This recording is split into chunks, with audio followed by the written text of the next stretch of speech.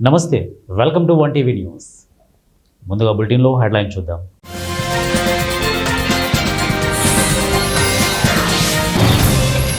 ఏడు యుద్ధాలను ఆపా, కానీ ఆ యుద్ధాన్ని ఆపలేకపోయా డొనాల్డ్ ట్రంప్.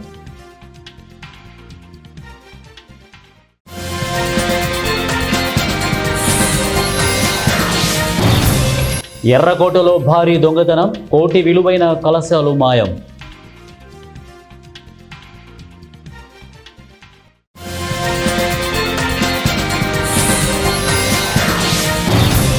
తిహాడ్ జైలును పరిశీలించిన యూకే అధికారులు, నీరవ్ మోదీ మాల్యాను అప్పగించే అవకాశం.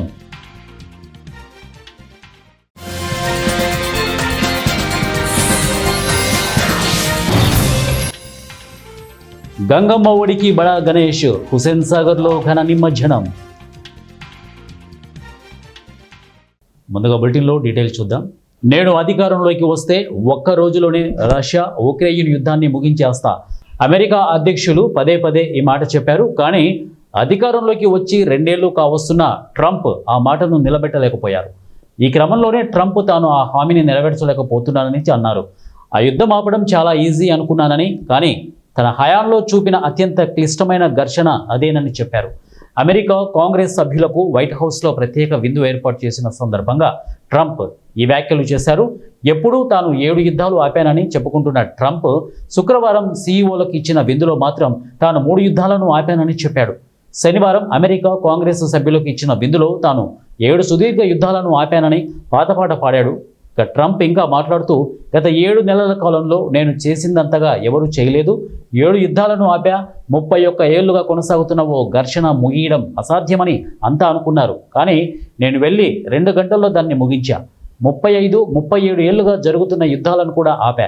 రష్యా అధ్యక్షుడు వ్లాదిమిర్ పుతిన్తో నాకు ఉన్న స్నేహబంధం కారణంగా మాస్కో కీవ్ యుద్ధాన్ని ముగించడం చాలా సులువైన పని అని భావించా. కానీ అది అంత ఈజీ కాదు. ఆ 2 దేశాల మధ్య ఘర్షణను ఆపడం అత్యంత కష్టతరంగా మారిందని ట్రంప్ చెప్పారు.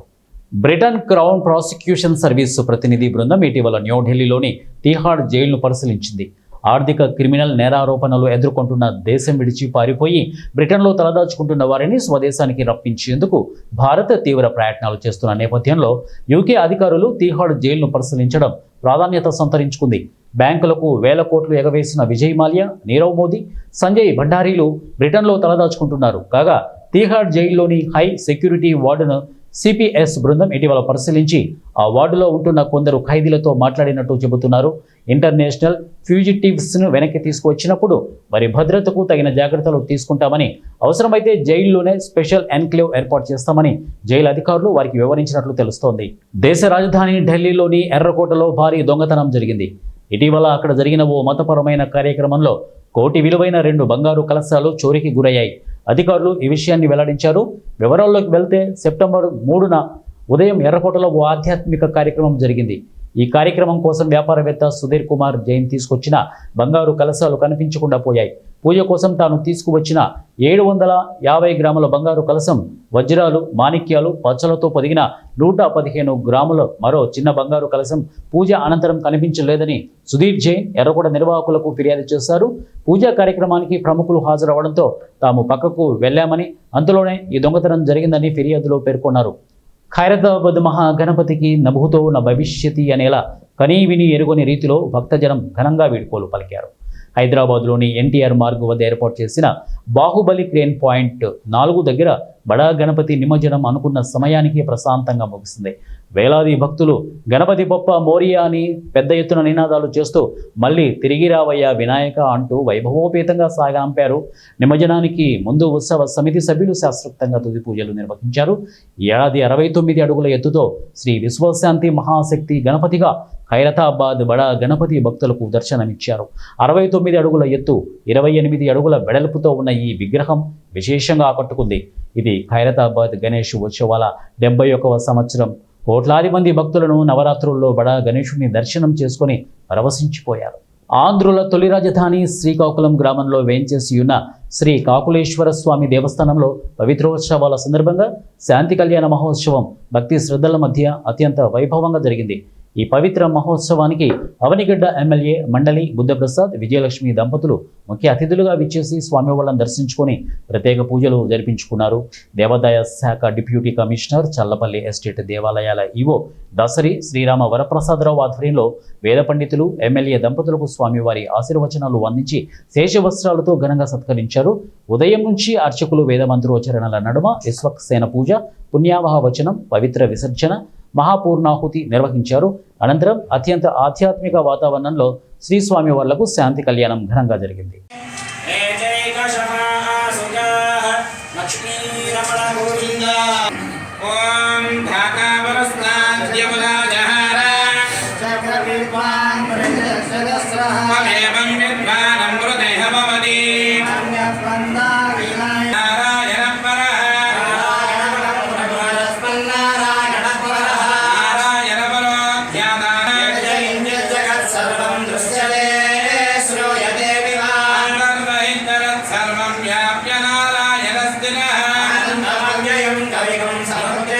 ప్రకాశం జిల్లా బేస్తవారిపేట మండలంలోని అన్ని రకాల సచివాలయ ఉద్యోగులు జేఏసీ పిలుపు మేరకు శనివారం ఎంపీడీఓ కార్యాలయంలో ఎంపీడీఓ రంగనాయకులకు వినతి పత్రాన్ని అందజేశారు. క్లస్టర్ మ్యాపింగ్, సర్వే వంటి పనులను తమతో చేపించడం ఏంటని ప్రశ్నించారు.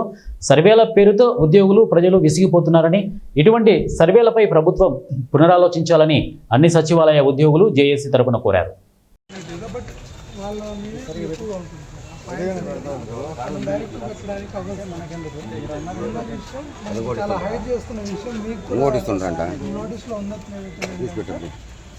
ఖాళీ స్థలాలు మొత్తం ఏరియా సపోజ్ ఒక 10 ఎకర్స్ ఒక 5 ఎకర్స్ రిమైనింగ్ 4 ఎకర్స్ అనేది ఎంపీ ల్యాండ్లో ఉంటాయి. వాటన్నిటికీ టీపీఎన్స్ చెందడం, వాటికి ఫైన్స్ కట్టడం అనేది. ఏలూరు జిల్లా కైకలూరులో గూడెం కాలనీలో జరిగిన దాడిని ఆల్ ఇండియా అంబేద్కర్ యువజన సంఘం జాతీయ ప్రధాన కార్యదర్శి మండ్యం సంతోష్ కుమార్ ఖండించారు. ఇక ఏలూరు నగరంలోని సంఘ కార్యాలయంలో విలేకరుల సమావేశం జరిగింది. ఈ సందర్భంగా సంతోష్ కుమార్ మాట్లాడుతూ ప్రజాస్వామ్యంలో జీవించేందుకు ప్రతి ఒక్కరికి హక్కు ఉందన్నారు. రాష్ట్రంలో కూటమి ప్రభుత్వం ఏర్పడిన తర్వాత షెడ్యూల్ క్యాస్ట్లపై ఎన్నో దాడులు జరిగినప్పటికీ రాజకీయ నాయకులు ఖండించకపోవడం దారుణమన్నారు. దాడి చేసినటువంటి వ్యక్తులను తక్షణమే అరెస్ట్ చేయాలి. ఎంతమంది ఉన్నా సరే వాళ్ళని అరెస్ట్ చేసి శిక్షించవలసిన బాధ్యత పోలీసు మీద ఉంది. అలాగే బాధితులు ఎవరైతే ఉన్నారో, మరి ఇందాక మేము హాస్పిటల్కి వెళ్ళి పరామర్శించాము అజయ్ అన్న కుర్రవాడిని. మరి అతను చెప్పాడు, అయ్యా నేను రేషన్ షాప్కి వెళ్ళి వస్తుంటే ఊరేగింపుకి వస్తున్నారు, మమ్మల్ని చూసి మరి మాపై దాడులు చేశారని చెప్పారు. మరి వాస్తవాలని అక్కడ ఎరగాలి. వాస్తవాలండి పోలీసు వారు గ్రహించి మరి తక్షణమే వారిని శిక్షించవలసినటువంటి బాధ్యత మరి పోలీసు మీద ఉంది. ఈ విషయంలో రెవెన్యూ వారు కూడా స్పందించి వీళ్ళకి రావాల్సినటువంటి ప్రభుత్వం నుండి రావాల్సినటువంటి ఏదైతే కాంపన్సేషన్ ఉందో తక్షణమే మరి ఇప్పించి న్యాయం చేయాలని మరి తెలియజేస్తున్నాము. అలా జరగని పక్షంలో మరి జాతిని అంతనే ఐక్యం చేసి రాష్ట్ర వ్యాప్తంగా ఉద్యమం చేయడానికి వెనకడమని ఈ సందర్భంగా ఆల్ ఇండియా అంబేద్కర్ యువజన సంఘం, ఎస్సీ హక్కుల పరిరక్షణ సంఘం తరపు నుంచి తెలియజేస్తున్నాము. మరి భారత రాజ్యాంగంలో కల్పించిన హక్కుల్ని కాపాడుకుంటూనే ఉంటామే తప్ప కాల రాయడానికి వెనకాడము. మరి దయచేసి మనకు మానవత్వమే ముద్దు, కుల వ్యవస్థ వద్దు. మరి దయచేసి దశగా మనోళ్ళందరూ కూడా పౌరులు ఆలోచించాలి. మరి ఇలాంటి పరిస్థితులు మరి రోజుకు రోజుకు పెరిగిపోతున్నాయి. దయచేసి ప్రభుత్వం తక్షణమే స్పందించండి. మరి లేని పక్షంలో మరి రాజ్యాంగానికి మనం తూట్లు పొడిచిన వాళ్ళు అవుతాం, ప్రజాస్వామ్యాన్ని కూనీ చేసిన వాళ్ళు అవుతాం. పాలకులారా అర్థం చేసుకోండి, ప్రజాప్రతినిధులారా వీటిపై తక్షణమే స్పందించండి. ఎక్కువగా ఈ కుల దాడులు జరుగుతున్నాయి, తప్పెవరిదైనా సరే వెంటనే శిక్షించండి. రాజ్యాంగాన్ని గౌరవించి రాజ్యాంగం పట్ల చైతన్యపరిచే విధంగా వాళ్ళని తయారు చేయాలని సందర్భంగా నేను తెలియజేస్తాను. వెంటనే దాడి చేసినటువంటి వ్యక్తులని వెంటనే అరెస్ట్ చేయండి. మరి పోలీసు వారు అరెస్ట్ చేశారని చెప్తున్నారు, వాళ్ళని అరెస్ట్ చేసి జైలుకి పంపవలసిన బాధ్యత మరి పోలీసు రెవెన్యూ వాళ్ళ మీదని ఈ సందర్భంగా నేను తెలియజేస్తాను. జైబే. జోగులాంబ గద్వాల్ జిల్లా కేంద్రంలో గత ప్రభుత్వం నిర్మించిన డబుల్ బెడ్రూమ్లు ఇళ్లను ప్రారంభించడానికి 3 మంత్రులు గద్వాలకు విచ్చేస్తున్న సందర్భంగా బీఆర్ఎస్ నాయుడు గద్వాల ఇన్ఛార్జి బాసు హనుమంత నాయుడును పోలీసులు గృహ నిర్బంధం చేశారు. ఈ సందర్భంగా హనుమంతు నాయుడు మాట్లాడుతూ ఇక కేసీఆర్ మంత్రిత్వంలో నిర్మాణం పూర్తిగా చేసే ప్రారంభోత్సవ సమయంలో ఎలక్షన్లు రావడంతో నిలిచిపోయిన డబుల్ బెడ్రూమ్లను ఇళ్లను వాటి కలర్లను మార్చి మేమే నిర్మాణం చేశామని చెప్పుకుంటూ గద్వాలకు వస్తున్న మంత్రులను ఎక్కడ అడ్డుకుంటాము అని హౌస్ అరెస్ట్ చేయడం సిగ్గుచేటన్నారు. కేసీఆర్ ప్రభుత్వంలో నిర్మించినటువంటి డబుల్ బెడ్రూమ్ ఇళ్లను ప్రారంభోత్సవంకి వస్తున్న మంత్రులకు మరియు ఇక్కడ ఉన్న స్థానిక ఎమ్మెల్యే గారికి తెలియజేయడం ఏమనగా, ఒక్కసారి ఆలోచన చేసుకోండి. ఏ ప్రభుత్వంలో ఈ డబుల్ బెడ్రూమ్ ఇళ్ళని నిర్మించుకున్నామో మీకు అంతా కూడా తెలుసు. మీరు మా పార్టీలో ఉన్నారు ఆ రోజు. ఈరోజు ఆ డబుల్ బెడ్రూమ్ ఇళ్ళని ఇందిరమ్మ ఇళ్ళు అంటే మేము ఊరుకుండే ప్రసక్తి లేదు. ఈరోజు కలర్ మార్చి ప్రారంభోత్సవం చేస్తామంటే మేము చూసుకుంటూ ఉండలేము. కాబట్టి ఈరోజు మేము అక్కడ ప్రశ్నించాలి అని వస్తే మమ్మల్ని హౌస్ అరెస్ట్ చేసి ఈరోజు నిర్బంధించడం జరిగింది. ఎక్కడ మా బీఆర్ఎస్ పార్టీ వాళ్ళు ఎక్కడైతే మీకు వస్తారో అని ఈ విధంగా పోయిన 20 నెలలు మీ పార్టీలు సరిగా లేక మీరు. కర్నూలు నగరంలోని బి క్యాంపు వొకేషనల్ కళాశాల ప్రిన్సిపల్ మరియు అధ్యాపకులకు ఉత్తమ టీచర్ అవార్డు లభించింది. ప్రజాశక్తి దినపత్రిక అలాగే వారు విద్యారంగంలో విశిష్ట సేవలను అందించిన అధ్యాపకులకు డాక్టర్ సర్వేపల్లి రాధాకృష్ణన్ జయంతి పురస్కరించుకొని శుక్రవారం నాడు కర్నూలు సి క్యాంప్ సెంటర్లోని లలిత కళా సమితిలో ఉత్తమ టీచర్ అవార్డులను ప్రదానం చేశారు. ఈ కార్యక్రమానికి ముఖ్య అతిథిగా విచ్చేసిన regional inspection officer G Lalappa, జిల్లా విద్యాశాఖ అధికారి శామ్యూల్ పాల్, ఎస్టీయూ నేత నరసింహ, ప్రతిభా విద్యా సంస్థల అధినేత అరుణాచలం రెడ్డి, ప్రభుత్వ వొకేషనల్ జూనియర్ కళాశాల principal doctor S Nagaswamy Naik తదితరులు ప్రసంగిస్తూ అన్ని వృత్తులలోకెల్లా ఉపాధ్యాయ వృత్తి మహోన్నతమైందని పేర్కొన్నారు. ఈ సందర్భంగా కర్నూలు బి క్యాంపు ప్రభుత్వ వొకేషనల్ జూనియర్ కళాశాల principal doctor S Nagaswamy Naik మరియు కళాశాల లెక్చరర్స్ శ్రీధర్, లావణ్య, బాలశంకర్, శ్రావణి, జసింతాలకు ఉత్తమ అధ్యాపకులుగా అవార్డు అందుకున్నారు. ఈ సందర్భంగా కళాశాల టీచింగ్ మరియు నాన్ టీచింగ్ సిబ్బంది ఉత్తమ అధ్యాపక అవార్డు అందుకున్న వారిని అభినందించారు. సిద్దిపేట జిల్లా గజ్వేలు నియోజకవర్గ బీఆర్ఎస్ పార్టీ ఇన్ఛార్జి వంటేరు ప్రతాపరెడ్డి మాతృమూర్తి, వంటేరు వజ్రమ్మ గత 2 రోజుల క్రితం మృతి చెందిన విషయం తెలుసుకొని జగదేవ్పూర్ మండలం దౌలాపూర్ గ్రామంలో వంటేరు వజ్రమ్మ చిత్రపటానికి మాజీ మంత్రి హరీష్ రావు పూలమాల వేసి ఘనంగా నివాళులర్పించారు. సంగారెడ్డి శాసనసభ్యులు Chinta Prabhakar, MLC Yadav Reddy, SC ST commission మాజీ chairman Errolla Srinivas, sports authority మాజీ చైర్మన్ వెంకటేశ్వర రెడ్డి నివాళులర్పించారు. బీఆర్ఎస్ పార్టీ శ్రేణులు తదితరులు ఈ కార్యక్రమంలో ఉన్నారు.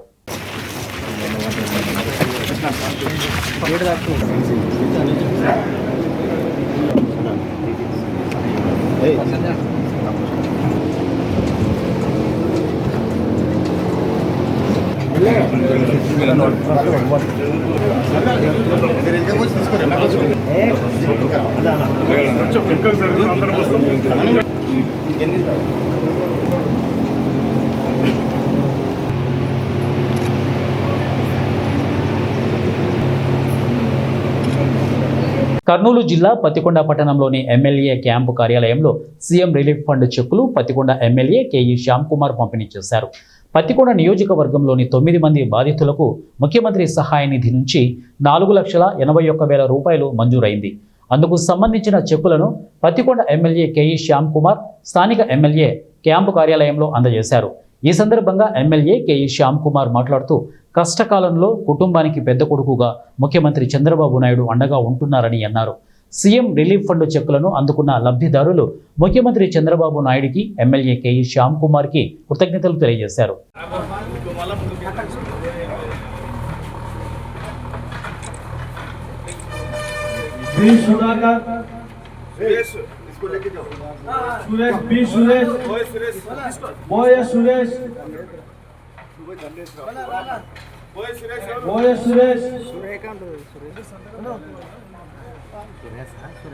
అన్ని ఒప్పందాలను ధిక్కరించి అమెరికా నుండి దిగుమతి అయ్యే మన సరుకులపై భారీగా ట్రంప్ పన్నులు పెంచేశాడని, ఇది మోడీ అసమర్థతకు నిదర్శనమని వామపక్ష రాజకీయ పార్టీలు, ప్రజా సంఘాల నాయకులకు విమర్శించారు.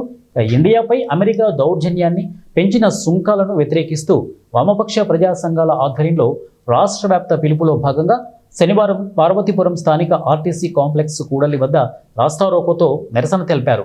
ఈ సందర్భంగా నాయకులు మాట్లాడుతూ ట్రంప్ ఇతర దేశాల నుండి తాము దిగుమతి చేసుకునే సరుకుల దిగుమతులపై పన్నులు తగ్గించాలని హుకుం జారీ చేశాడని, చైనా, యూరోపియన్లతో పాటు చిన్న చిన్న దేశాలు కూడా ఏంటి దౌర్జన్యమని ఎదురు తిరిగాయని, చైనా అమెరికాకు ఎదురు తిరిగి అమెరికా దిగుమతులపై పన్నులు పెంచిందని, భారత్ మాత్రం వాటికి భిన్నంగా అమెరికాపై పన్నుల రద్దు చేసిందని, ఇది దేశ ప్రతిష్టకే అవమానకరమని అన్నారు. అమెరికా అంతర్జాతీయంగా చేసుకున్న అన్ని ఒప్పందాలను ఉల్లంఘించి ఏకపక్షంగా భారతదేశం మీద భారీ ఎత్తున దిగుమతి సుంకాలు పెంచింది. ఏకపక్షంగా 50% సుంకాలు అదనంగా పెంచింది.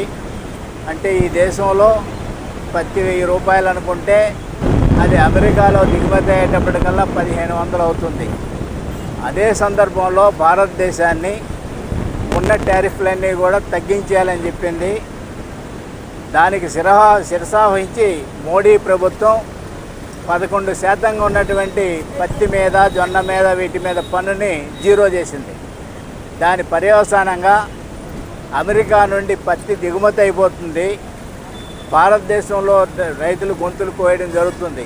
ఒక పత్తి అనే కాదు, ఈ గార్మెంట్స్ అంటే వస్త్ర పరిశ్రమ, అలాగే అన్ని రకాలుగా పరిశ్రమల మీద కూడా, ఆ సరుకుల మీద కూడా టారిఫ్లు పెంచింది. దానివల్ల పరిశ్రమల్లో దాదాపుగా 6 లక్షల మందికి ముందు ఇమీడియట్గా ఉద్యోగాలు పోతాయి, ఉపాధి పోతుంది. అంటే భారతదేశాన్ని తన కాళ్ళ మీద తాను నిలబడకుండా చేసి పూర్తిగా అమెరికా తనకు లొంగ తీసుకోవాలంటుంది. దీనికి అది చెప్పే కారణం రష్యా నుండి ఆయిల్ కొనటమే నేరం అంటుంది. ఆయిల్ కొనడం వల్ల భారత ప్రజానీకానికి ఏ ప్రయోజనం లేకపోయినా అది అంబానీ, అదానీలకే లాభమైనప్పటికీ మన దేశం ఏ దేశం నుండి కొనాలో కొనకూడదో నిర్ణయించే హక్కు ఎవరిచ్చారు అమెరికాకి? అమెరికా చెప్పినటువంటి ప్రతి ఒక్కదానికి కూడా ఈ మోడీ ప్రభుత్వం లొంగి సామ్రాజ్యవాదాన్ని పూర్తిగా నెత్తిన పెట్టుకునే పరిస్థితి వచ్చింది. అందుకని ఇటు రైతాంగానికి కానీ, కార్మిక వర్గానికి కానీ, భారత ప్రధానికానికి కానీ జరుగుతున్న ఈ తీవ్ర నష్టానికి వ్యతిరేకంగా ఈ మోడీ చేసుకున్న ఒప్పందం, అమెరికా విధిస్తున్నటువంటి ఈ ట్రంప్ విధిస్తున్న పన్నులకు వ్యతిరేకంగా నిరసన కార్యక్రమం చేయాలని చెప్పేసి అన్ని వామపక్ష పార్టీలు, సంఘాలు నిర్ణయించిన దాంట్లో భాగంగా ఇది జరుగుతుంది. ప్రజలందరూ దీన్ని అర్థం చేసుకొని మోడీ, ట్రంప్ ఈ డీల్ని తీవ్రంగా వ్యతిరేకించాలని కోరుతున్నాం. సామూహిక గణేష్ నిమజ్జనం తిలకించేందుకు ట్యాంక్ బండ వైపు ప్రజలు పోటెత్తారు. ప్రజలకు దారి పొడవునా పలు స్వచ్ఛంద సంస్థలు అన్నప్రసాదాలు, త్రాగునీరు అందజేస్తున్నారు. ఈ సందర్భంగా బేగం బజార్లో బట్కిరి కృష్ణ ఫౌండేషన్ ఆధ్వర్యంలో ఓషామహల్ నియోజకవర్గం జనరల్ సెక్రటరీ బట్కిరి శివానంద్ ఆధ్వర్యంలో ఉచితంగా అన్నప్రసాదం, వాటర్ బాటిల్స్ పంపిణీ అందజేశారు. ఈ కార్యక్రమంలో Bhejini Srinivas, BJP city executive member Imidi Raghunandan తదితరులు పాల్గొన్నారు. గణేష్ నిమజ్జన కార్యక్రమం లోపల అన్నదాన ప్రసాదానికి కార్యక్రమానికి విచ్చేసినటువంటి సోదర సోదరీమణులకు బట్కిరి కృష్ణ ఫౌండేషన్ వాళ్ళ యొక్క కుమారుడు శివానంద్ వారి బృందానికి ధన్యవాదాలు తెలియజేస్తున్నాము. ఈరోజు ఈ యొక్క నిమజ్జన కార్యక్రమానికి ఇంత పెద్ద ఎత్తున అన్నదాన కార్యక్రమాన్ని ఏర్పాటు చేసుకొని ప్రతి సంవత్సరం అల్పేరని సైనికుల్లాగా ఈ యొక్క కార్యక్రమం నిర్వహిస్తున్నటువంటి మన బట్కిరి శివానంద్ గారికి, వారి బృందానికి, వారి మిత్రులకి అందరికీ నేను ధన్యవాదాలు తెలియజేస్తున్నా. ఏ ఒక్క సంవత్సరం కూడా తగ్గకుండా ప్రతి సంవత్సరం అంచెలంచెలుగా ఎదుగుతూ అన్నదాన కార్యక్రమం పెంచుతూ పోతున్నారు, కానీ ఎక్కడ కూడా తగ్గిన విషయం లేదు.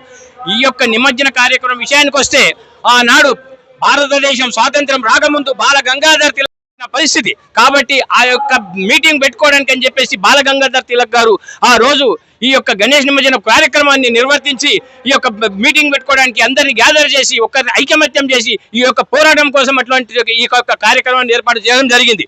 కాబట్టి ఆ రోజు స్టార్ట్ చేసినటువంటి ఈ యొక్క నిమజ్జన కార్యక్రమం అంచెలంచెలుగా ఎదుగుతూ ఈ రోజు భారతదేశంలో ఆ రోజు స్వాతంత్ర పోరాటం కోసం పోరాడితే ఈ రోజు భారతదేశ ఐక్యత కోసము ఇక్కడ ఉన్నటువంటి దుష్ట శక్తుల కోసము మనం ఐక్యంగా ఉండాల్సిన అవసరం ఉంది.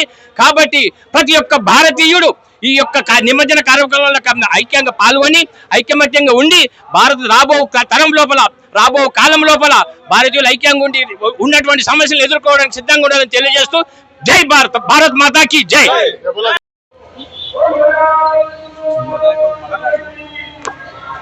జై బోలో గణానంద్ మహారాజ్ కి జై. ప్రతి ఏడాది ఇటనే కొనసాగుతుంటది. ప్రతి ఏడాది పెంచుకుంటా పోతాం, కానీ తక్కువ కాదు.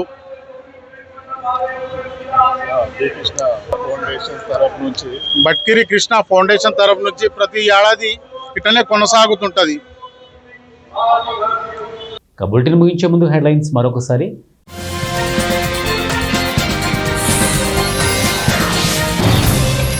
7 యుద్ధాలను ఆపా, కానీ ఆ యుద్ధాన్ని ఆపలేకపోయా డొనాల్డ్ ట్రంప్.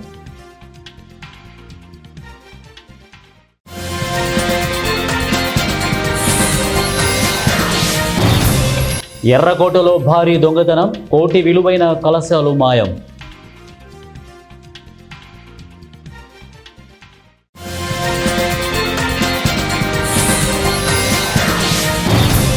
తిహాడ్ జైలును పరిశీలించిన యూకే అధికారులు, నీరవ్ మోదీ మాల్యాను అప్పగించే అవకాశం.